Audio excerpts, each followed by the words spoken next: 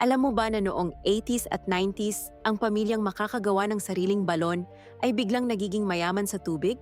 Sa mga probinsyang walang gripo noon, ang buong angkan ay nagtutulungang maghukay ng balon gamit lang ang piko at pala. 30 talampakan ang lalim minsan bago makakita ng tubig. Ang mga matandang mga ngalakal ng tubig ay may lihim na kaalaman. Tinitingnan nila ang mga halaman, ang kulay ng lupa, at kung saan tumigil ang mga ibon upang malaman kung may tubig sa ilalim. Ginagamit nila ang mga lumang gulong at lubid para sa pulley system.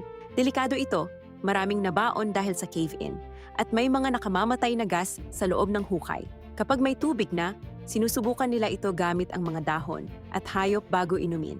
May seremonya pa na ginagawa para sa blessing. Sa panahon ng tagtuyot, may mga bantay na may armas para protektahan ang balon. Ang magandang balon ay nagbabago ng estado ng pamilya. Sila na ang pinupuntahan ng mga kapitbahay para sa tubig.